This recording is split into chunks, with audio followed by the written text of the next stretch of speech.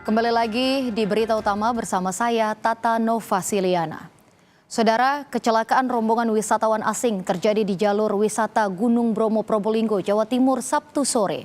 4 orang terluka dalam peristiwa ini. Hanya pandai memainkan emosi kita. Mereka itu rajin memberi perhatian, kemudian respon banget ketika kita ada hal-hal yang...